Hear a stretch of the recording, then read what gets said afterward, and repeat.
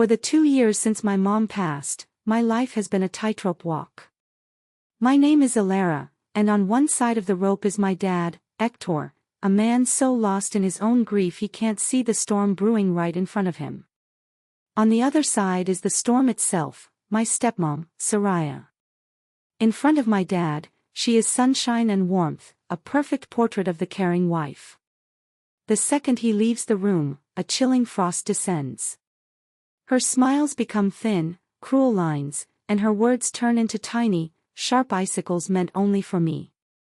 I've tried to tell my dad, but he just sighs, running a hand through his tired hair, dismissing it as teenage drama. He needs his peace, and I am the price he's willing to pay for it. So, when Soraya announced my 17th birthday present during an early celebration dinner, I was braced for impact. She placed a glossy travel brochure on the table between us. Mykonos, Greece. The whitewashed buildings and sapphire sea stared up at me.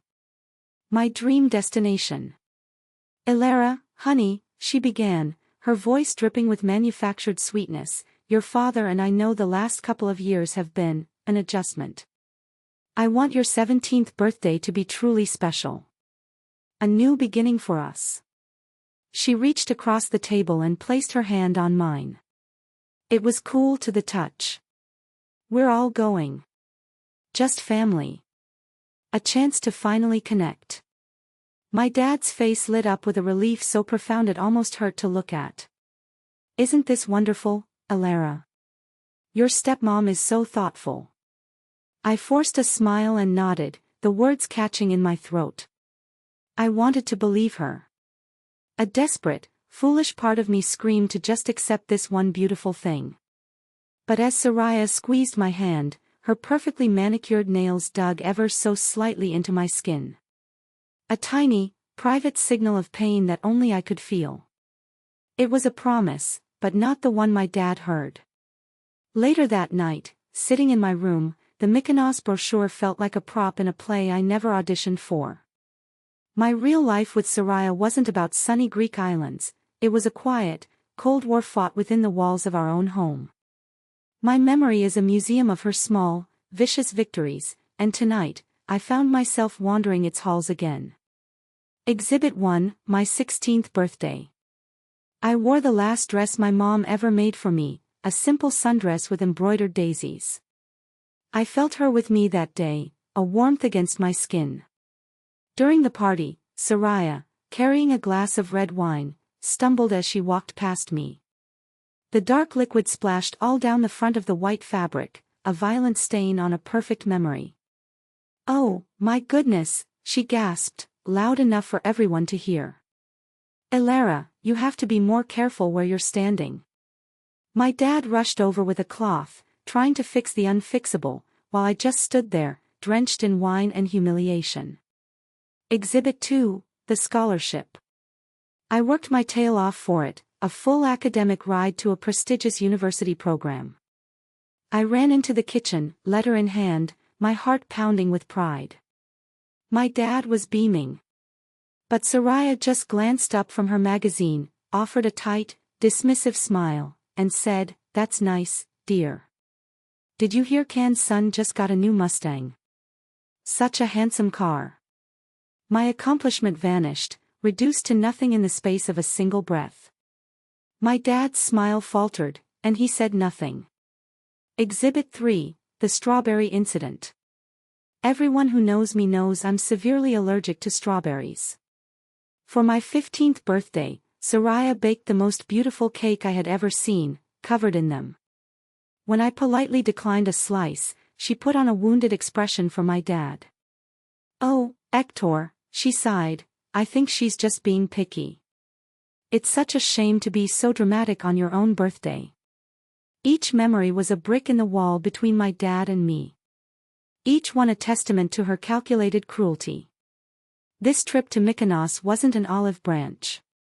It was just a new, more elaborate exhibit for my museum of pain, and I knew, with a certainty that chilled me to the bone, that I was about to find out what she had planned. The morning of my birthday arrived, the same day we were supposed to fly out. My best friend, Lair, had stayed the night, and we were supposed to spend the morning celebrating before heading to the airport. But she woke up with a blinding migraine, the kind that makes light and sound feel like physical assaults. She was pale and miserable, and I felt helpless. I called my dad at work, hoping he had some ideas. "Oh, poor thing," he said, his voice crackling over the phone. "Listen, Soraya keeps some of her strong migraine pills in her closet. The prescription stuff. Go look in the top left drawer of her dresser, inside the closet. Just give one to Lair, it should help." My blood ran cold. Soraya's closet was her sanctuary, her fortress. I had never been inside it. It felt like a violation, a line I wasn't supposed to cross. But Lair was in so much pain, so I crept down the hall, my heart thudding against my ribs. I pushed the door open. The closet was immaculate, almost sterile. Clothes were organized by color and season, shoes were lined up in perfect, dust-free rows. It smelled faintly of her expensive, cloying perfume. It was the closet of a woman who craved absolute control. I found the dresser and opened the top left drawer. It was filled with silk scarves. No pills. I checked the next one. And the next. Nothing. Frustrated, I started feeling around on the top shelf, behind stacks of sweaters.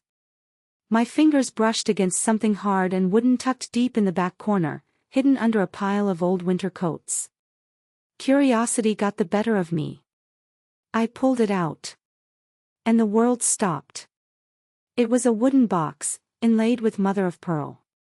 It had a small, familiar scratch on the top right corner from when I'd dropped it as a child. It smelled faintly of cedar and my mother's perfume. It was my mom's jewelry box. The one that had vanished without a trace 2 years ago, right after her funeral. The one I thought was lost forever. My breath hitched in my throat. I sank to the floor, clutching it to my chest, the cold, hard reality of the situation crashing down on me. She didn't just want to replace my mom. She wanted to erase her. I slowly opened the lid. Inside, nestled amongst my mother's rings and necklaces, was a small, folded photograph of her and me at the beach, and tucked beneath it, a small, sealed envelope with my name on it. I don't know how long I sat on the floor of that cold, perfect closet, just staring. The shock was a physical thing, a heavy weight pressing down on my chest. I took the box back to my room, my movements stiff and robotic, and placed it on my bed. I hadn't even opened the letter yet. I couldn't. It felt too sacred for this house, for this day. I gave Lara a couple of regular painkillers and she eventually fell into a restless sleep. About an hour later, as I was just sitting on my bed, tracing the patterns on the box, my phone buzzed. It was a text from Soraya. My stomach twisted into a knot before I even read it. The message read, "Oh Alara, my sweet girl, I am so sorry. I don't know how I could have made such a terrible mistake. I was looking over the booking details and I only booked 5 tickets instead of 6. The flight is completely full. I've called the airline, I've tried everything, but there's nothing they can do. You'll have to stay home. I promise we will make it up to you. I feel absolutely awful. Love you." I read it once. Then twice. The calculated, saccharine cruelty of it took my breath away. The fake surprise, the feigned helplessness, the empty promise. This was her grand finale. Her masterpiece. She had built me up with the promise of my dream trip, only to rip it away on my actual birthday, leaving me alone in an empty house while they jetted off to paradise. It was perfect. It was vicious. And it was the single biggest mistake she had ever made. Because as I looked from the phone screen to the stolen treasure sitting on my bed, I didn't feel sadness. I didn't feel the familiar sting of disappointment. A strange, cold calm washed over me. The years of swallowing my anger, of walking on eggshells, of pretending for my father's sake, it all evaporated. The tightrope I had been walking for 2 years had just snapped.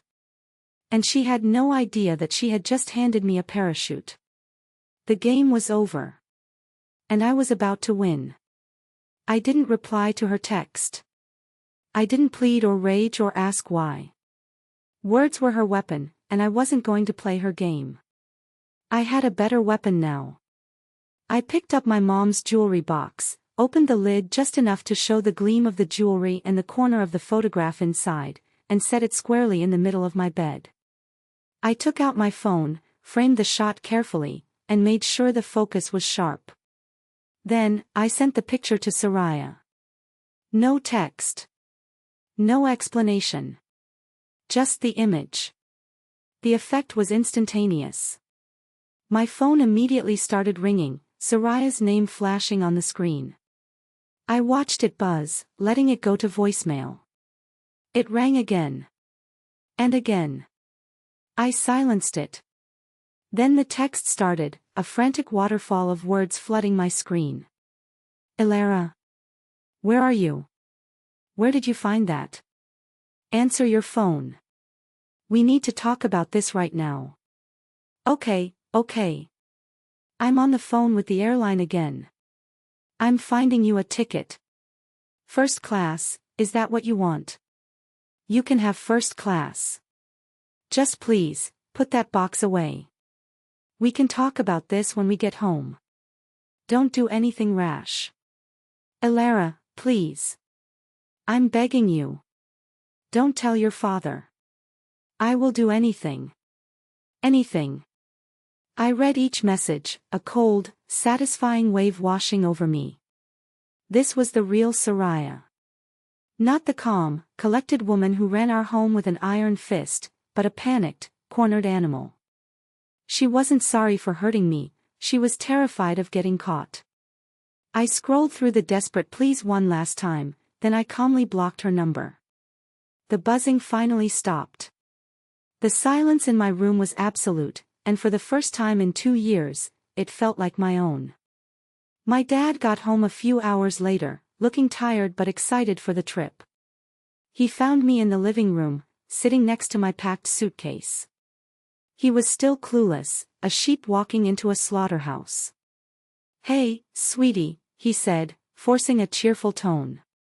Your mom told me what happened with the ticket. I'm so sorry, what a terrible mistake. But we'll make it up to you, I promise. Stop. My voice was quiet, but it cut through his rambling like a knife. He froze. I had never used that tone with him before. For the first time in 2 years, I let it all out. Not in a scream, but in a low, steady torrent of words that had been dammed up for too long. I told him about the constant, subtle cruelties. The backhanded compliments, the accidents, the way she made me feel like an intruder in my own home. I told him about every single time I had tried to tell him, and every single time he had chosen her peace over my pain. His face paled, his denial starting to crumble. Clara, I didn't know. Yes, you did, I said, my voice shaking slightly. You just didn't want to see it. Then, I delivered the final blows. I stood up and walked to the coffee table, where I had placed my evidence. This wasn't a mistake with a ticket. I slid my phone across the table, showing him the string of panicked texts from his wife. And this, I said, placing my mother's jewelry box beside it, wasn't lost. He stared at the box, then at the texts, then back at the box. I could see the war in his eyes, the desperate urge to find an explanation, an excuse. Even then, after all of it, he hesitated. I need to talk to her, he stammered. There has to be some kind of misunderstanding. That was it. That was the last straw. The last shred of hope I had for him died in that moment. I picked up my suitcase. My voice was devoid of all emotion when I spoke. There is no misunderstanding, Dad. There is only a choice. It's her, or me. And until she is out of this house, and out of our lives, you don't have a daughter. I walked out the front door without looking back, leaving him alone with his choice and the wreckage of our family. The taxi took me to my maternal grandparents' house. The moment my grandma Maite opened the door and saw my face, she pulled me into a hug that felt like coming home. When I told them and my Aunt Iria everything, showing them the evidence, their grief quickly turned to a white-hot fury I had never seen before. My grandpa Adon, a man of few words, just kept shaking his head, his jaw tight with anger. For a week, my dad's calls were relentless. He pleaded with me to come home, to talk it through, to compromise. He still hadn't fully confronted Soraya, still hoping for a way out that didn't involve blowing up his comfortable life. But with my grandparents and my aunt backing me, I found a strength I didn't know I had. I refused. There is no compromise for theft and cruelty, Dad, I told him on our last call. The choice is yours. Finally, something broke. Maybe it was my unwavering resolve, or maybe it was a long overdue conversation with Aunt Iria. He confronted Soraya. She tried to lie, of course. She claimed I was a troubled teen, that I had found the box somewhere else and planted it to frame her. But the texts on my phone were undeniable proof of her guilt. He finally saw her. Not as the loving wife he wanted her to be, but as the manipulative monster she truly was. He kicked her out that night. The next day, he called me, his voice hoarse with tears, and told me he had filed for divorce. The trip to Mykonos was, of course, cancelled. Soraya lost thousands of dollars on the non-refundable luxury bookings. It was a small, fitting price to pay for 2 years of torment. It's been over a year now. My dad and I are in therapy together. It's not easy. Rebuilding trust after it's been so completely shattered is a slow, painful process. There are days when the anger and resentment still bubble up inside me, a bitter reminder of how long he left me to fend for myself. But he's trying. He's really, truly trying. He listens, he apologizes, and he's finally present. For my 18th birthday, there were no fake promises. Instead, my dad, my grandparents, and Aunt Iria all chipped in and took me on that dream trip to Mykonos. We explored the ancient ruins, swam in the turquoise water, and ate until we couldn't move. We laughed more than I had in years. It wasn't about luxury, it was about love. It was about reclaiming a memory that had been stolen from me and making it our own. We're healing, but the scars are still there. My dad is doing everything he can to make amends, but sometimes I still find it hard to fully trust him again, to believe that he won't choose his own comfort over me if things get tough. Am I being too harsh?